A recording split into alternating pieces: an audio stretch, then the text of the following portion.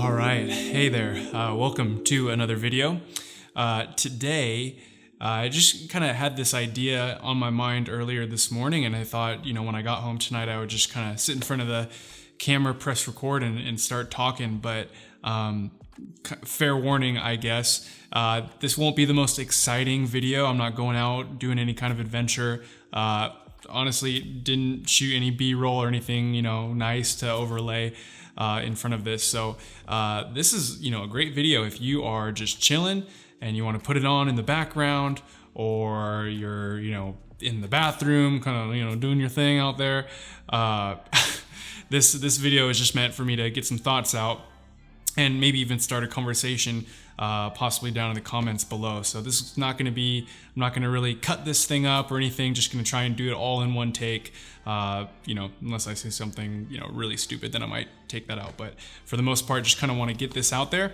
And the topic for today is, why did we choose Sony over Canon, over Panasonic, Fuji, Nikon, all of those other brands? Why did we choose to not only get into Sony, but then to double down and continue investing into that brand? I've noticed recently a super big trend online has been the videos, why I chose the EOS R over the A7 III, or, things like that. It seems to be a lot of people, at least in my view, what I've seen on YouTube and online, a lot of people are switching away from Sony and going to Canon and other brands. And not gonna lie, I've definitely had that thought like hundreds of times of switching brands. But for the most part, my wife and I, we've really doubled down and continued to invest into Sony and Sony gear and lenses and all that.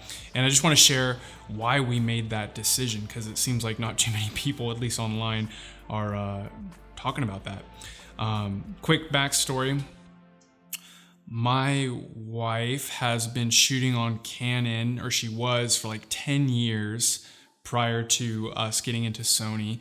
And for me, the first time that I picked up a camera, which was, maybe a little over 2 years ago, naturally, because of her, I got into Canon, and seemed like there was some other, famous YouTubers like Peter McKinnon and his whole crew that were all shooting Canon. So it just seemed like, all right, this is the cool thing to do. This is what I'm going to get.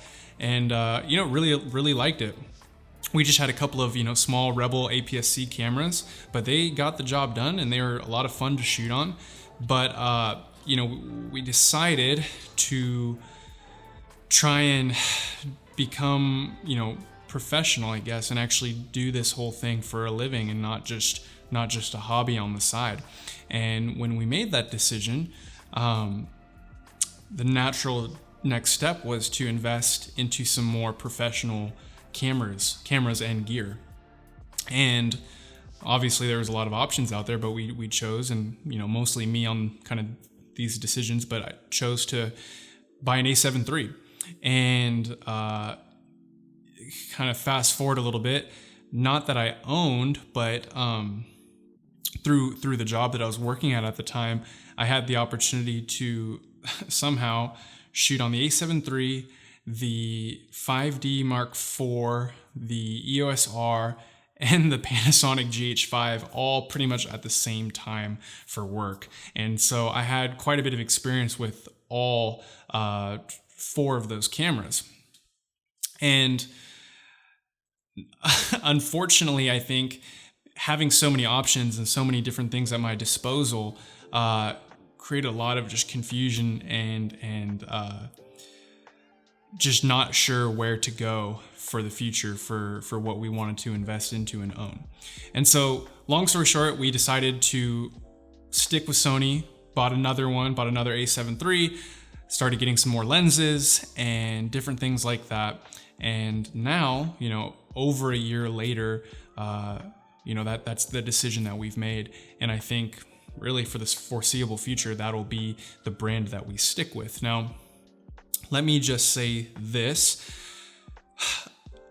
here's what I think is super important to realize. If maybe you're in a position where you're kind of trying to think, should I go, for this brand, for this camera? Should I go this way? Or maybe you already have a ton of gear and equipment and lenses of Canon, but maybe you're thinking of switching over to Sony or vice versa. Here's something very important to realize, and it's something that it unfortunately kind of took me a while to really come to grips with, and that's that literally every single camera company right now is making phenomenal cameras and phenomenal gear. It honestly does not matter what company you decide to invest into or what camera to get.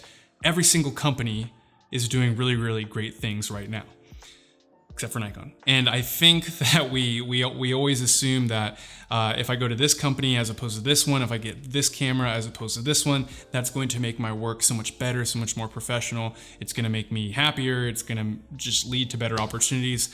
And the reality is that is not true. For the most part, every single company is doing really, really good things. And I have that experience to say, whether it was on Canon, Panasonic, or Sony, I was able to get really, really good results from every single camera. And I had a good experience from every single brand. So why did we decide to stick with Sony?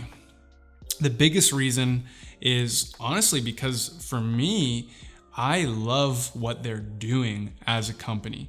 I thought when they released the A7 III a couple of years ago now, that was just groundbreaking what they did to pack so many features, so many professional features in a camera and put it at such a reasonable and obtainable price point. I mean, we have, for all the cameras that have come out since then, really we all, as consumers, we all have the A7 III to thank for these other companies kind of feeling the rush to step up and put a bunch more features and other, cool things inside of their cameras. And so for me, I just really like that Sony did that. I like that Sony is trying to be innovators in some sense and do things that other camera companies have never done. And not only that, but I feel like just what they're doing in general with what they're putting into their cameras, I feel like I just love, I love the direction that they're going.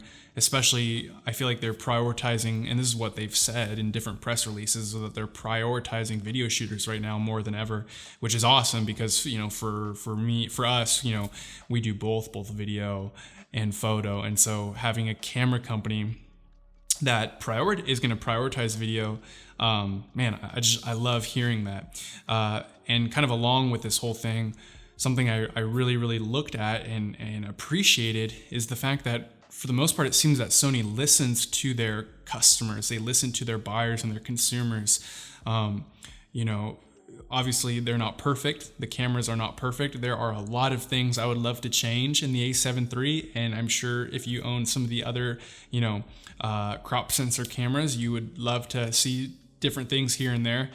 But for the most part, it seems that that Sony receives their feedback, the feedback that people give them, and then they implement new things and they try to adjust and address those concerns and issues in the newer cameras.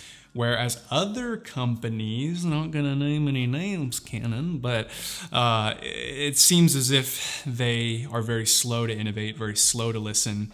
And for the most part, they kind of underwhelm with what they release. And obviously, I say that with a little caveat. Obviously, they're releasing really, really quality stuff. But just in terms of what it seems like people are asking for, they seem to kind of save and reserve that for some of their higher end models, which, hey, I get it. That's the business model that they want to go after. But, for Sony, at least, it seems as if they're not worried about, cannibalizing or whatever their higher end lines. They're cool with putting a ton of really, really important and necessary features in their, quote unquote entry level full frame cameras. So I love that.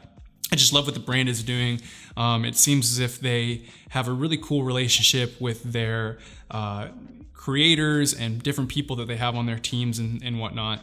And for me, that was just a big thing that I looked to when it came to investing into a brand, into a company. So anyways, I could honestly go on and on about this topic.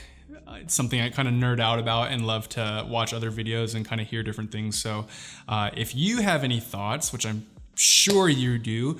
I'm sure you do. Go ahead and leave me a comment down below, or don't have to leave it to me, but leave a comment down below, and I'd love to just see some of the conversation that takes place. I'm going to be releasing, if I haven't already, not sure where the posting schedule is right now, but I'm going to be releasing a full review of the A7 III. I know that there are plenty of those videos out there on the internet right now, but I feel like now is a super good time for me to release one because, for one, we've owned them now for definitely over a year, almost a year and a half now.